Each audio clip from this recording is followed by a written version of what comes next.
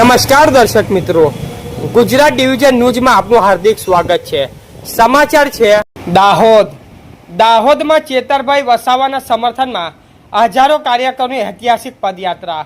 દાહોદ તારીખ 27 જૂન 2026 દાહોદ શહેર આજે ચેતર વસાવાના સમર્થનમાં યોજાયેલી વિશાળ પદયાત્રાનું સાક્ષી બન્યું હતું।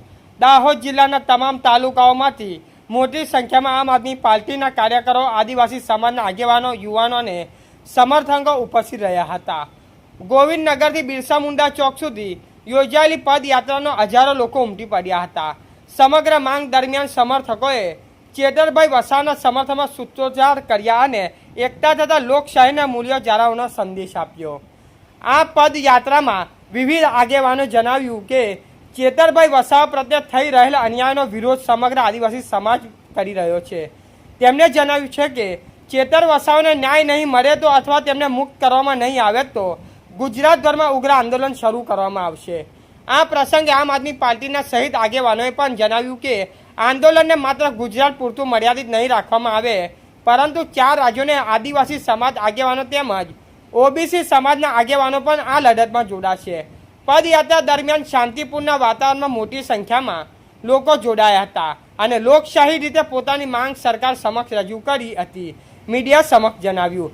રિપોર્ટર ચંદુભાઈ મોહનિયા, ધાનપુર, દાહોદ।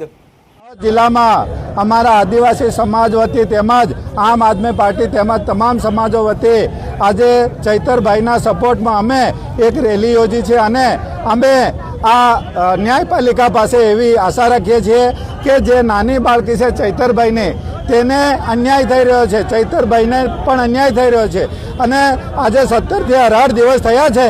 આ જે અમારી બાળકી છે એ ખરેખર તમે કન્યા કેળવણીનો મુખોટો પહેરીને ફરો છો, એ મુખોટાને દૂર કરીને આ બાળકી પર ધ્યાન આપીને આ ચૈતરભાઈની સજાને માફ કરે, હાઈકોર્ટમાંથી અમને બેલ મળે એવી અમે આશા રાખીએ છીએ અને આ ચૈતરભાઈને જો નુકસાન કરવામાં આવશે અથવા તો 7 વર્ષની ખરેખર સજા થશે તો અમે ગામડામાં તો ખરું જ પણ સિટીઓમાં પણ દરેક જગ્યાએ અમે રેલીઓ અને આંદોલન કરવાના છે। તેથી અમારી સરકારને વિનંતી છે કે અમારા ચૈતર વસાવા લોકો માટે લડે છે, લોકોનો અવાજ બની રહ્યા છે, એમને અન્યાય થઈ રહ્યો છે એના માટે સંઘર્ષ કરે છે। ખંડણીના બહાને તમે કેસ કરી રહ્યા છો। આજે મોટા મોટા મર્ડરો થયેલા હોય, 10 મર્ડરોવાળા ગુનેગારો ફરે છે, બુટલેગરો ફરે છે, તમામ ભાજપના ભ્રષ્ટાચારી નેતાઓ આજે છૂટા ફરે છે, તો અમારા નેતા છે એ ખરેખર નિર્દોષ છે અને એને તમે અન્યાય કર્યો છે। એની સાથે સાથે 9 માણસો બીજાને પણ તમે અન્યાય કર્યો છે। આ નાની બાળકી માટે અમે ગુજરાતમાં જે પણ લડત આપવાની થાય એ લડત આપવા માટે અમે તૈયાર છે, અમારી જનતા પણ તૈયાર છે અને લોકોને પણ અપીલ કરું છે, આવા નેતા આપણા દબાઈ જશે તો આ ગુજરાતમાં આ ભાજપનું રાજ તો થશે પણ આપણને બધાને ગુલામીમાં રાખશે। એટલે આ ભાજપની સરકારને જડમાંથી ઉખાડીએ એવી મારી વિનંતી છે।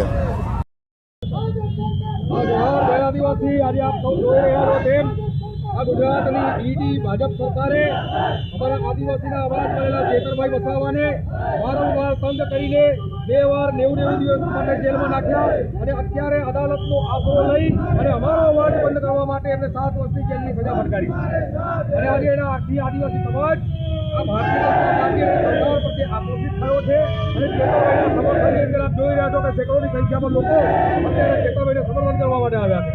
આવનાર સમયની અંદર આ આદિવાસીઓ ગુજરાતના આદિવાસીઓ ચેતરભાઈના સમર્થનમાં જેલ ભરવા આંદોલન કરી શકે છે।